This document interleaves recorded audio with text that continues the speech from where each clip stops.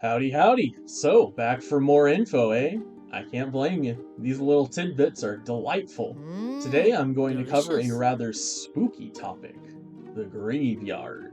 Be like MJ in Thriller and get your popcorn ready, because we're going in hot.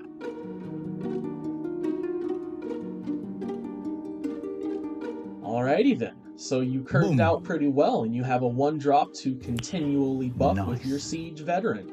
You're in a good position, but opponent is not having it and destroys your siege veteran. Ugh, how rude. But what exactly happens to your siege veteran after it dies? What happens to the spell that your opponent just used? I'm so glad you asked. In both instances, the answer is the same. They enter their respective players' graveyards. Let me fill you in. Cards in Magic the Gathering can occupy many different spaces during the course of a game. All cards start out in each player's library, aka their decks. From the library, they can find themselves in all sorts of places, but we're focused on one place in particular, the graveyard. In most cases, cards find themselves entering the graveyard from the battlefield. Either a creature that's been killed or destroyed, but not exiled, we'll get into that later, or a sorcery or instant that's been cast, regardless of whether it was countered or not, unless otherwise specified. There's always an exception. So, what is the graveyard?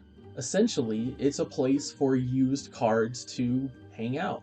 Resolved and countered spells, dead creatures, destroyed artifacts, etc., etc. Unless otherwise specified, when a card leaves the battlefield, it enters the graveyard. But just because a card is in the graveyard doesn't mean it's not still useful.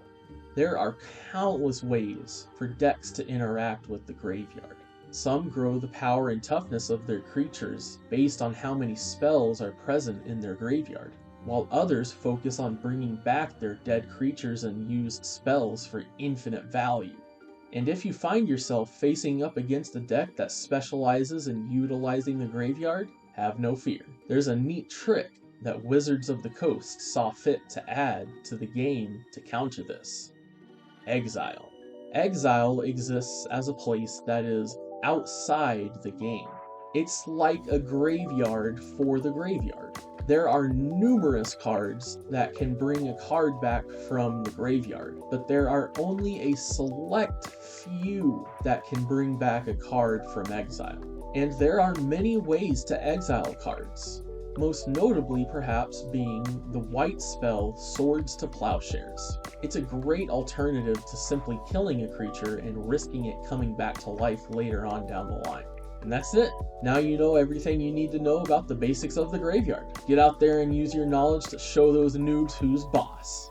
If you made it this far, you're a fucking legend, and I hope that your coffee is always the right temperature. Good luck and have fun out there, y'all, and I'll see you in the next vid.